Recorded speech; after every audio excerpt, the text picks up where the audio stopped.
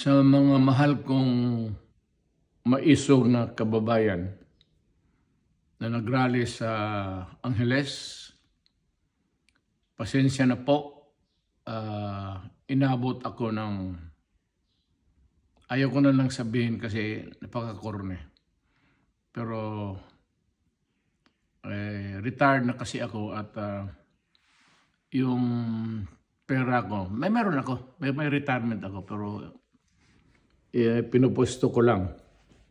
At yun na kasi ang source of existence ko.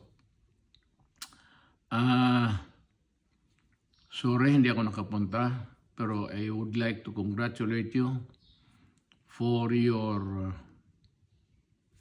gesture to show to the country and to the world that may damdam tayo. Hindi tayo galit kay Marcos o hindi tayo galit sa gobyerno. May damdam na pinapalabas natin. But this would be as good as any other time to tell the president, the military, the police and all na hindi kami yung subversive na gusto namin tumbahin ang gobyerno, paalisin si Marcos. So, we just want reforms that yung nanirinig nyo sa grupo ng mga maisog at yung mga Pilipino na ayaw ng gulo pero gustong may pagbabago. Yan lang naman po. At congratulations sa inyo. Yan lang ang habol natin. At yan lang ang hamon ko sa gobyerno. Wala ng iba. Walang interesado patalsikin si Marcos. Walang interesado sa gobyerno na patumbahin mo. Wag ho yan kay dumaan ako ng presidente pati gobyerno ko ito.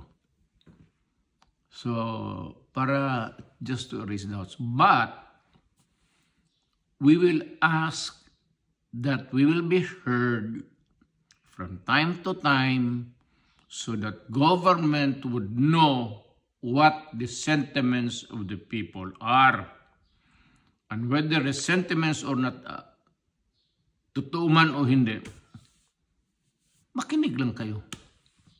Total kung mali, hindi sabihin ninyo, kapag mali, wala naman kami magawa. Sabihin niyo tama, wala rin kami magawa.